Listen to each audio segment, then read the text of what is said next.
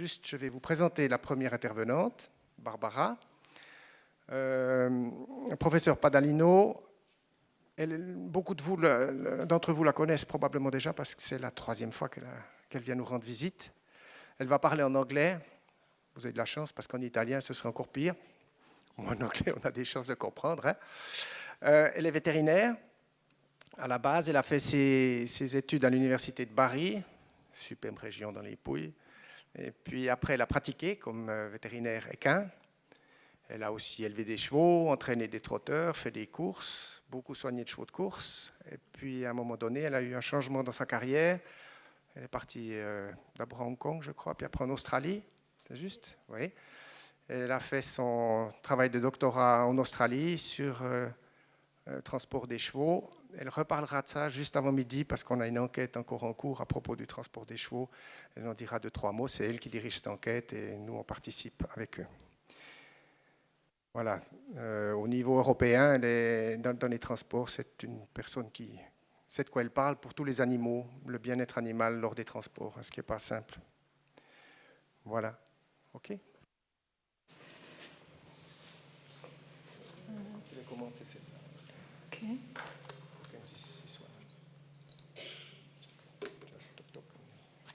Thank you, everyone, and it's my third time here, so it means that I really enjoy every time I come.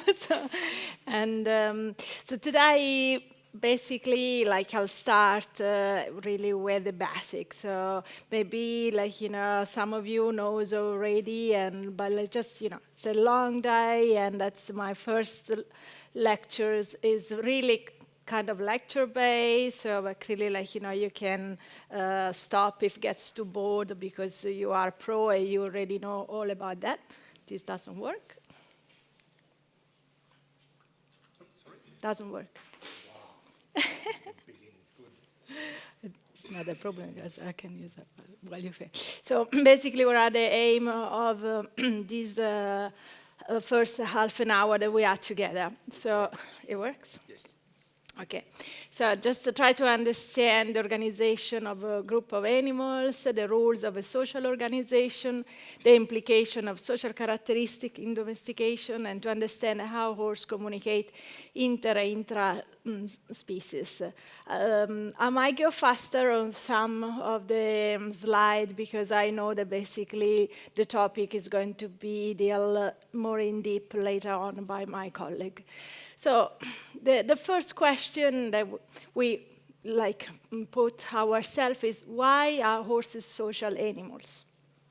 So, and if you think of evolution, then basically, and in behavior, there is a selection of all the behavior which have helped the species to survive. So for horses, living together was a kind of a survival mode, if you like that. So clearly, they need to have extra eyes because they are prey animals. So living in group allows them to basically have extra eyes.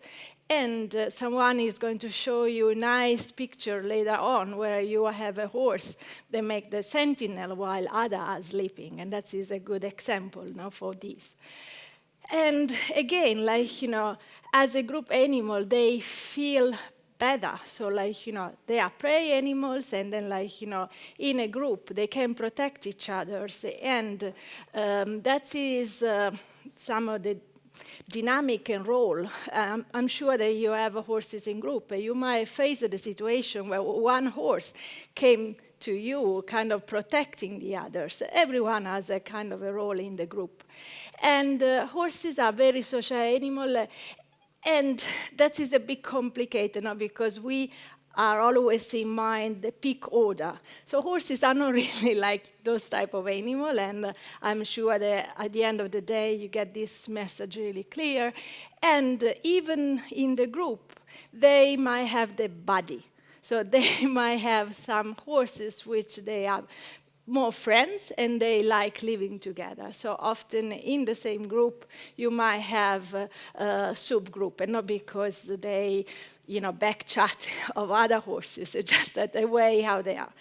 And that is the typical social organization. The picture is taken by the book of Paul McGreevy, and it's a kind of recurrent picture during the day today. I want to point, though, that this is what happened in nature. Okay, wherever you have your horses in your captive way, so we are not anymore in this situation. And that's something that you also have to understand. And that's something when I'm talking about welfare, we also need to understand. So our management, our housing condition clearly is going to have an effect on the welfare of the animal. And so whatever we are talking here is the ideal situation in nature, possibly is not what you can replicate always in a situation which is not the nature where they have space as much they want.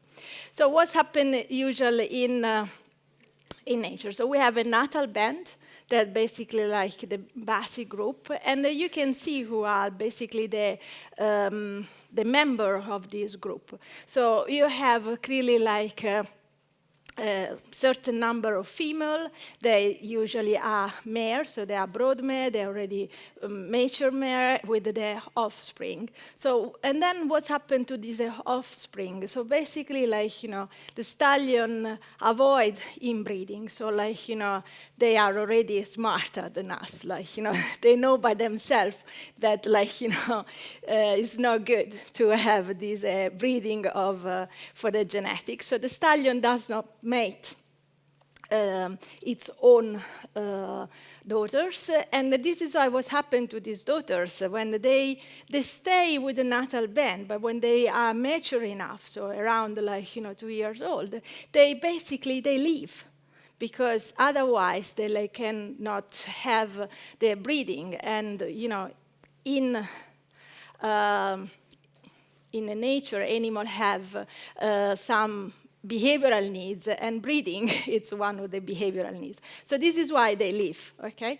So, and clearly the same situation is for the younger male, that clearly they have to leave, because otherwise they will not get their aim, so the ability to mate. But what happened, we are going to see that sometimes when the group is big, it's also normal to have more than a stallion in the same natal band. So that's some of the summary of what I told you. So basically, the groups, the natal group, kind of follow some rules. And again, I want to point that in some beds with more of a stallion are not uncommon. And I'm sure that during the day, the manager of the stallion is going to explain more in depth. And that is the other situation. Who is really the boss in this situation? As I told you, there are social animals, and each animal has a particular role. And animal, I always say, are smarter than humans because they recognize experience. Okay, so the animal with more experience, it's kind of the lead. Okay, in nature. So it's not like us, that okay, well, one day experience, we want to be boss. And this is often you are going to see that the lead mare, it's one of the oldest mare. Again, that is nature. Why I want to highlight that? This is particularly true because in nature, the experience becomes really important. So the animal who really knows where are the good feed, where are the good water, and they can know how to manage the group and also balance it out and educating the member of the group, they have a major role. And again, the stallion does the stallion, so has to really make sure that he can,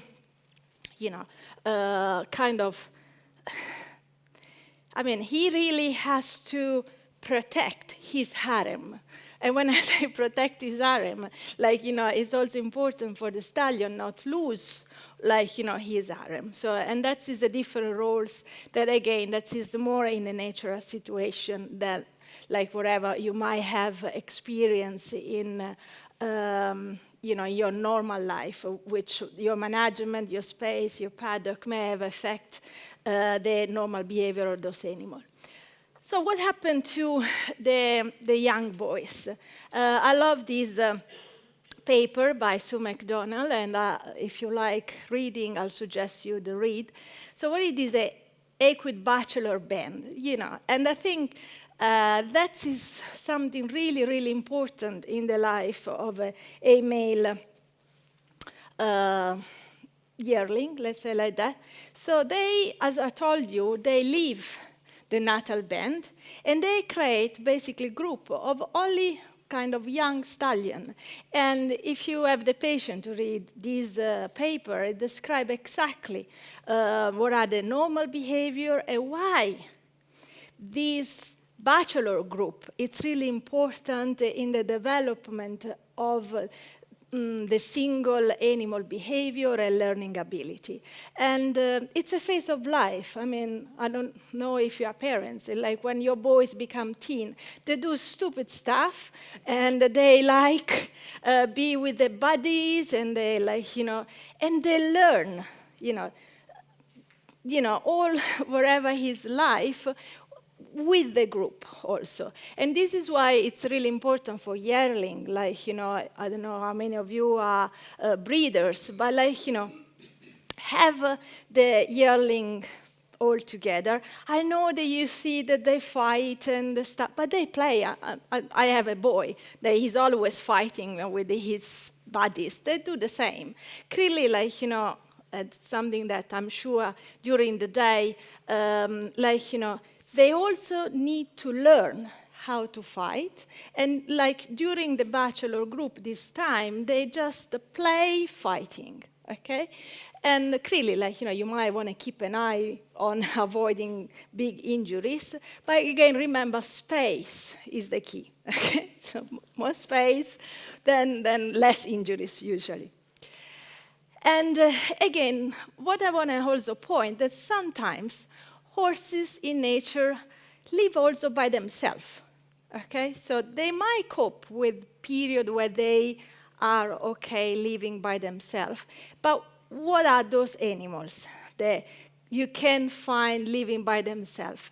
As I told you, there are the filly. So like, the female who decide to leave the natal band, and they are like, going around looking for a new group. Clearly can be stallion, so more elderly stallions who have lost the harem. A kind of, at the same time, on the opposite, like, oldest stallion who decide to leave the bachelor group. They feel ready, okay, to go and have a new natal band. And I think that is important for us also to understand. That is, as I said, and I want to highlight, is the dynamic of a general group of animals living like in nature. And clearly many of this study comes from observation of wild animal, or like, animal which again, they've been like, kept in a situation like with unlimited space. I want to also highlight that clearly, like, behavior is 50% genetic. So the effect of the breed, it's also something that you have to think about. And like, maybe wild horses, or I'm thinking of really the only, like, wild horses, the Preslasky horses, they have also dynamic, which are even different from wherever I'm telling you. They are really aggressive, for instance. And this is why, like, when you have to manage a group, and I'm certain that during the day all the other speakers are going to tell something about this, you have also to consider the breed that you are managing, because each breed might have, anyway, slightly different reaction, timing, needs, and clearly, like, maybe a slightly different management in time and space. So the social order, which I was speaking before, and I'm certain, like, many other people, like, today are going to explain more in depth. So why is it important to have a social order for the animal? Do you have any idea why, like, they tend to have a social order?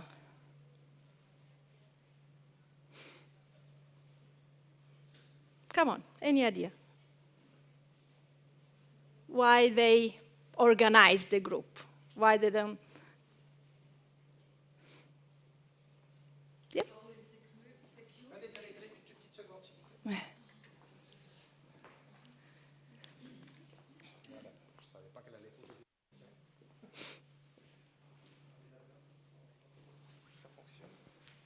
Security.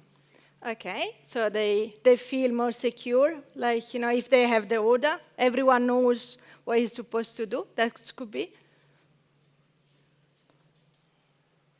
Why? Any other idea? I understand we don't have any order in our group, and, like, it's a matter also of respect. Yeah. They need to know where to go, where to head in case of an emergency. Yeah, so it's again security, protection. Yeah, they know who to follow. Yep. Maybe some kind of learning from the oldest horses. And yeah, so they can learn. Someone in the day is going to tell you also about observation. Yeah. Yep. Pour la cohérence et le maintien du groupe. Yeah, that's I understand from French good. So coherence and maintenance of the group. Pour la survie de l'espèce, simplement. I didn't get that. Wait. But.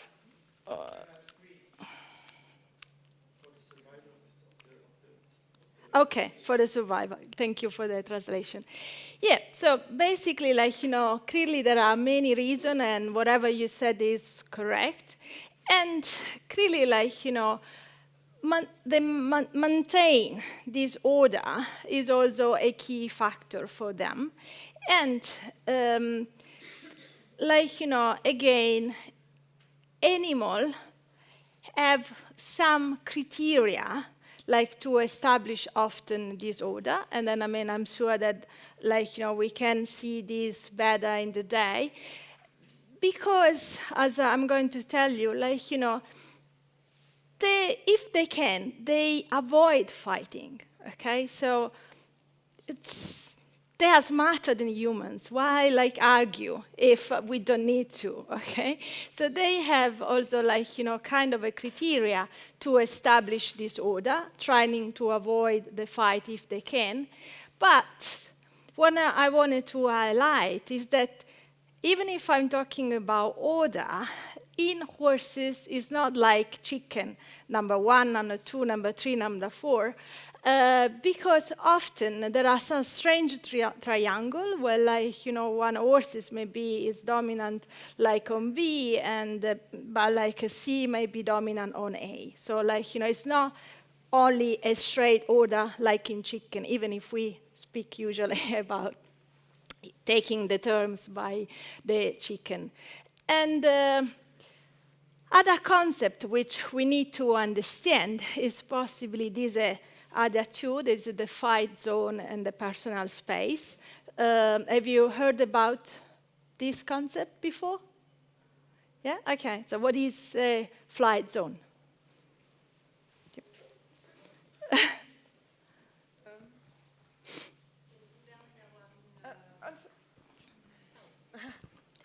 C'est ce qui permet d'avoir suffisamment d'espace pour se sentir en sécurité et pouvoir fuir facilement. Perfect. So, and you have always to remember the horses are prey animals. So for them, the fight or flight response is really important. And clearly, if they can fly, they might avoid fight, okay? That is the usual, the brain of a prey animals. And again, you can understand that when we're speaking about flight zone, we are really talking about space, okay? So it's basically, and there are some behavioral tests that you can do. It's called avoiding distance, like, you know, you can approach slowly the horse, and you can really measure when the animal offer you your first avoiding behavior. It really, like, you know, the avoiding distance, for instance, measure the human-horse interaction, and we can measure that. So that is something that you have really to understand, and you might see the dynamic in your group. And based on maybe the flight zone of some animal, you want increase the space of your group, or, like, you know, give more space to the animal which are more shy. And again, what is instead the personal space? You said that you know this concept. What is the personal space? Have you heard about personal space? Yes, so again, the ladies, so we have also the French version of this. Okay. Yeah, so she is going to explain what is the personal space. C'est ce que nous, on a l'habitude de parler de bulles. C'est l'espace dont le cheval a besoin pour se sentir à l'aise. Et puis ça dépend des chevaux, ça peut être plus grand ou plus petit. Puis il y a des chevaux qui sont dans la même bulle. Okay, so basically it's really the space where, like, you know, they, it's all the space around them that, like, you know, only the famous body are tolerated. And you can understand if you are a buddy of the horses or not. Like, you know, I'm joking, but, like, as a vet, often we forget about the personal space, and we tend, oh, I need to do this visit, okay? And I, you know, approach the horses and attach the horses in his personal space without considering that I'm a stranger, okay? So that's for the vets. Try to remember, too, that we are strangers. We are not allowed, usually, in the personal space. So just spend maybe 1 minute to say, hello, I'm Barbara. You know, you can sniff, you can know me, and maybe, or just, you know, be vigilant that I am a stranger in a personal space. So if the horse is not so friendly with me, in part is also my fault. And as I said, what are the factors? So there are some criteria so that the horses follow to create this order. And among the criteria, we said the age, because animals respect experience. The weight. I'm a small girl. I always like this stuff. That, like, I don't pick a fight with a big woman, and I'm certain that is the usual rule also for boys. No? Like, you know, otherwise bodyguard, they would not look all like that. So this is probably the only thing that we kept. Sex, because, like, really we said that there is a different role between the male and the female. But also the genetic in horses. Do you know why genetic is important? Or have you ever heard about the genetic? No? Yeah. Natural selection? But why? So in what sense natural selection?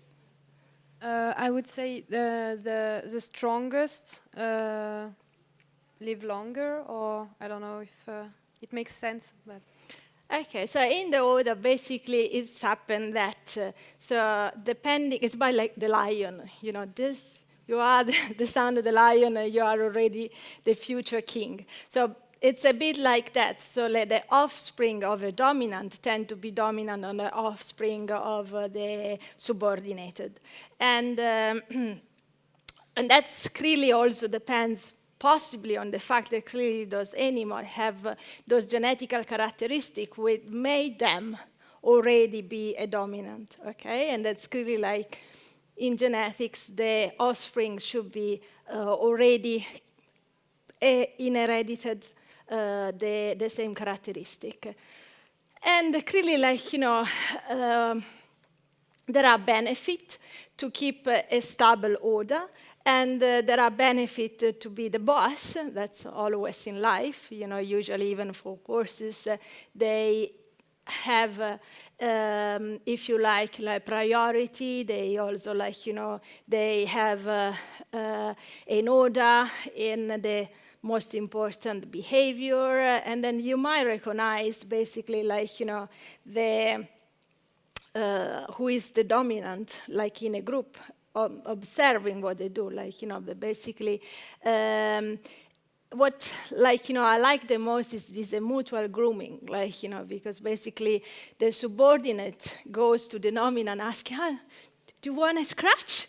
And the dominant decide if yes or no, and then it's the dominant which say, I have enough. So the subordinate keep scratching them, and then it's like me with my son, no? I'm going there, and then, okay, mommy, can you scratch? And I stay there, and then if I want to stop, he said, no, you have to keep going, and then I keep going, because in a family, regulation are different. But yes, that basically you can, if you're patient and you have the opportunity to observe a group of horses, often you can realize that the behavioral pattern of a dominant is really different from the behavioral pattern of a subordinate.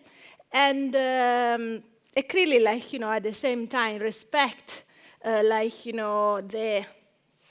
the dominance and keep the order has some benefit also for the non-dominant horses, because really, they are quieter. So I'm certain that many of these concepts are going to explain in deep later on in the day. And clearly, horses communicate a lot with the facial expression. So we have developed even pain scale using facial expression. And so often they use warning, And as I told you before, if they can, they avoid fighting. So a dominant just making this face to a subordinate, it's done. It's a warning face, and then he has the priority, for instance, for the food. And the other horses then maybe just, remember the preferred choice of flying away. And clearly, there is not only facial expression, but we have also body posture. So we are verbal species, so we rely a lot on verbal. So I'm talking now, and I hope you understand, and there is a communication between us.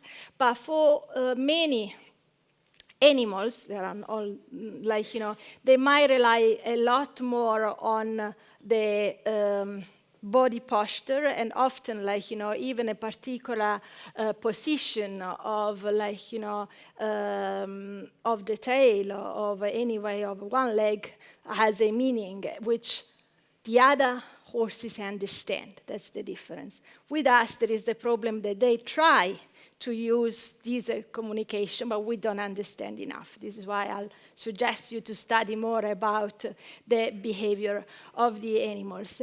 And again, animals, I always say, are sincere.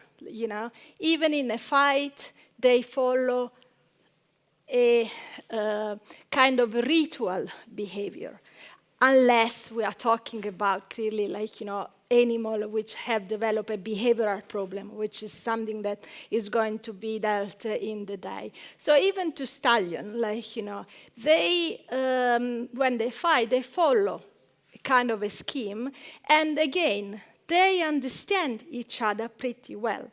And if they can avoid really big injuries, they will. Again, I'm talking about animals which have a proper behavior, and I want to highlight that, okay? Because often you might deal with animals with didn't really grow up in a natural situation and have not developed a normal social behavior, okay? So, and clearly, like, you know, when we speak about, like, you know, fighting, we also need to speak about aggression.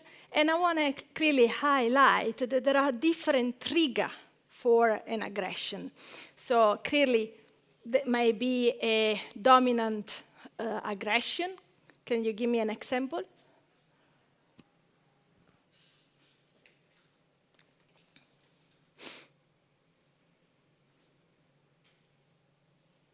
No one? That is one of the simplest we talk, you know, until now. So, yeah. L'accès à la nourriture.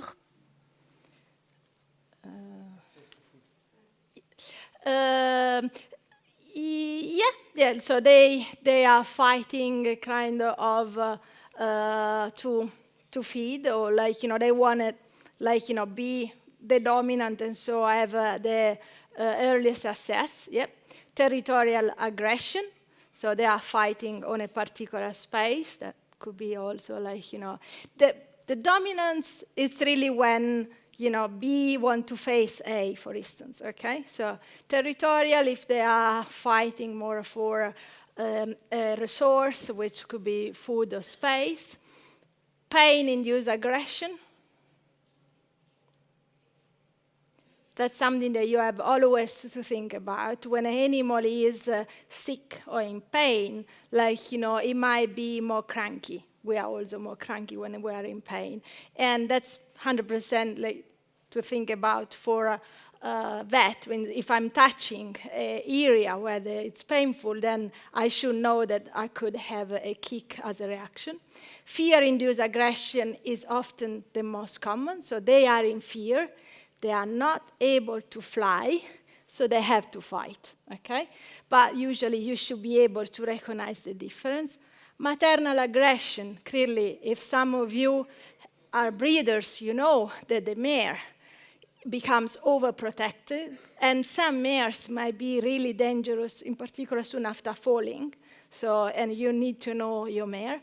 And clearly predatory aggression, but that's not the case for horses. So I think, like, you know, I have introduced a bit the situation today, and I would stop here because many of these concepts, which are really basic, are going to be explained in deep later on. But I want to also to basically, if you have interesting also, no, was that, sorry? So if you have any question, or, like, you know, I'm here for, I think, other 5 minutes. And I would suggest you this book, which is a fresh release book on behavior and welfare, where it's a really good group of co-authors, and there is also clearly a chapter about social behavior.